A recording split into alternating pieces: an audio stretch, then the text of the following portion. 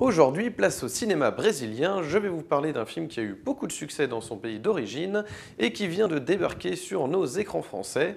Alors c'est parti, les films du vendredi, 30e.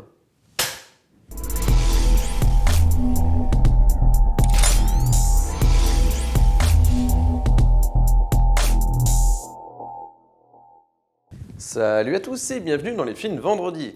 Aujourd'hui, je vais vous parler d'un film un peu particulier sorti sur les écrans mercredi dernier.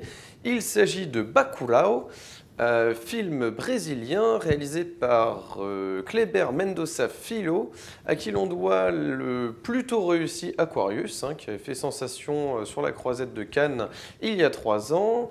Ce nouveau film a été co-réalisé avec Juliano Dornelles, qui est le chef décorateur et directeur artistique de Kleber Mendonça Filho, en tout cas sur Aquarius c'était le cas. Ils nous reviennent donc pour ce film primé au dernier festival de Cannes, il a reçu le prix du jury.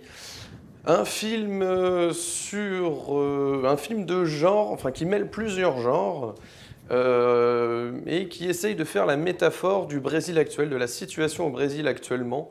Voilà, avec l'élection de Bolsonaro par exemple. En tout cas, c'est un film qui a anticipé beaucoup de choses sur le Brésil d'aujourd'hui et à venir, parce qu'on est dans un futur proche.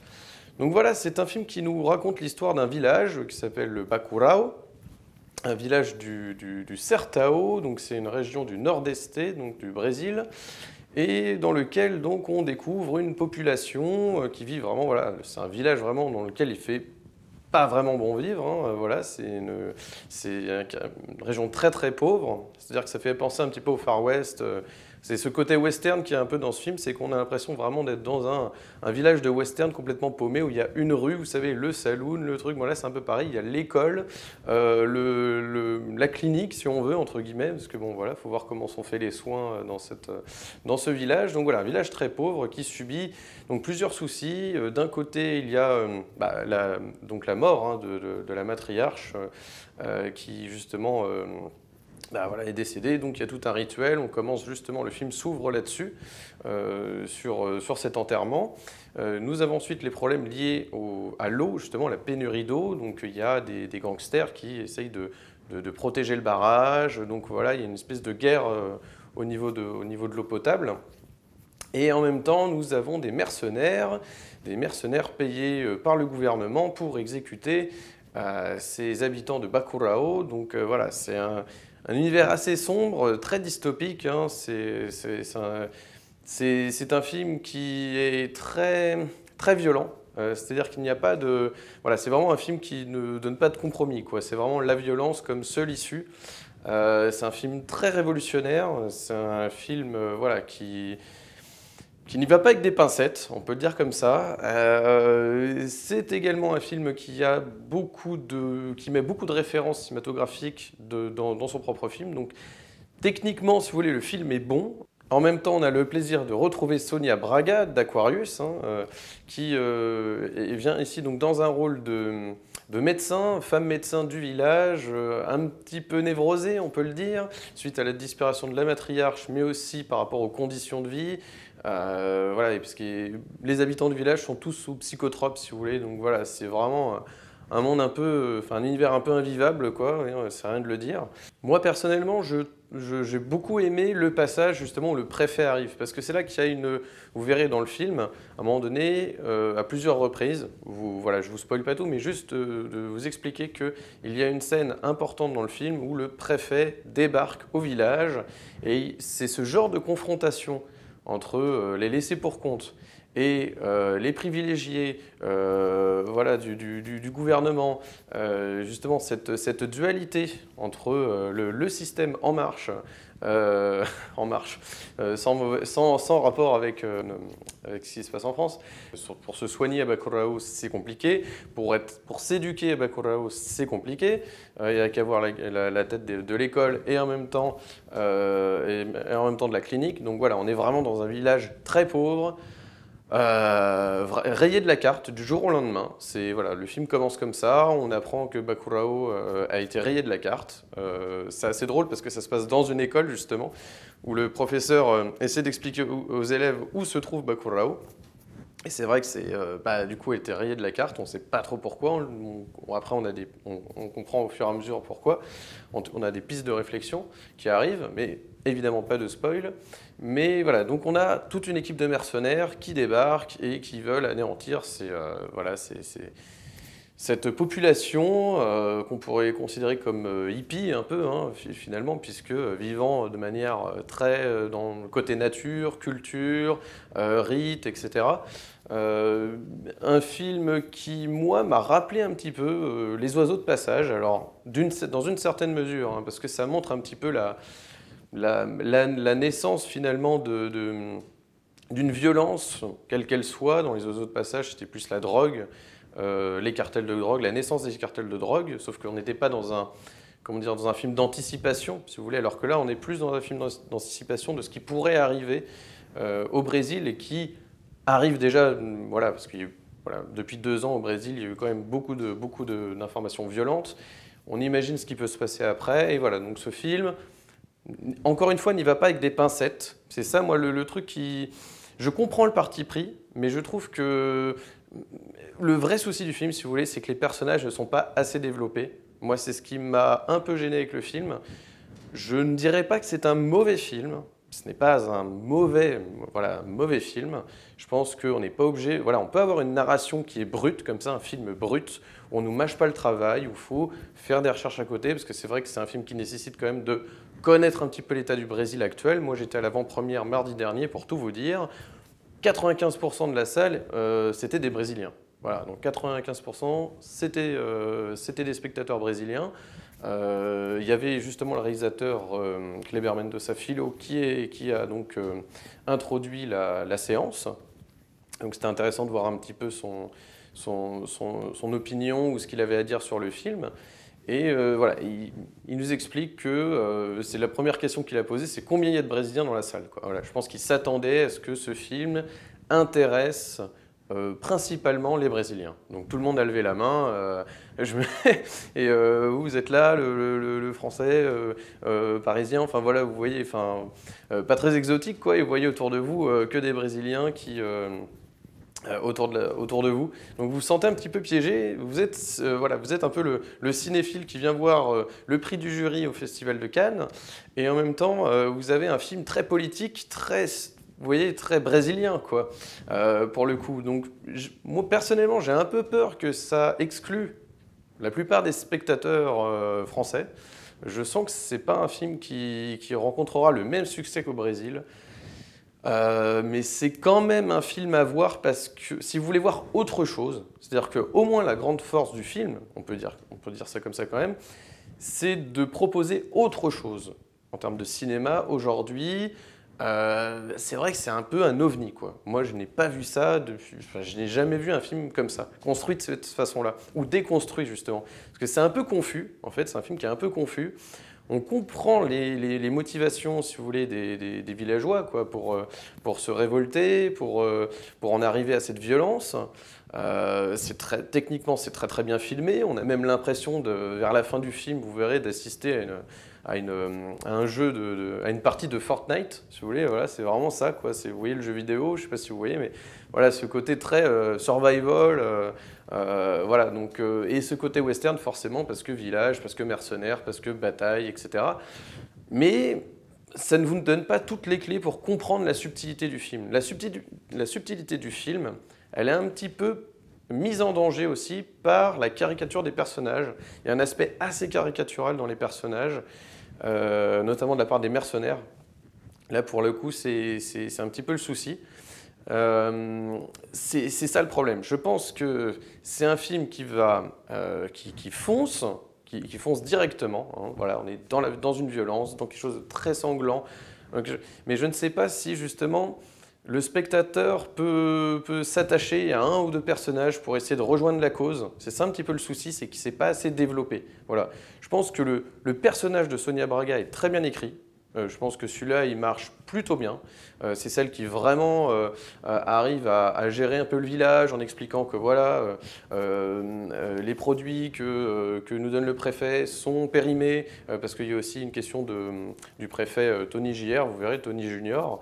C'est vraiment Alors là, pour le coup, c'est très très drôle parce que c'est ce préfet qui vient essayer d'apporter de l'aide, soi-disant, alors qu'en fait, il n'a qu'une envie, c'est de rayer de la carte Bacurao, et en même temps, qui vient essayer de gagner quelques voix dans des régions comme celle-ci pour être réélu, enfin voilà, élu ou réélu d'ailleurs.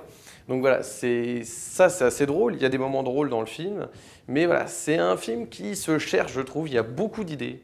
Le film balance plusieurs idées, si vous voulez, plusieurs images fortes, voilà, mais parfois au détriment de séquences jouées, c'est-à-dire de séquences avec des personnages avec des répliques fortes, et c'est ça qui manque dans ce film, c'est que les images vont évoquer beaucoup de choses, je pense, effectivement, aux spectateurs brésiliens, et c'est déjà le cas. Bacurao est devenu un adjectif, quoi. Le film agit aussi comme une catharsis pour les Brésiliens qui ont besoin aussi de cette révolte en ce moment.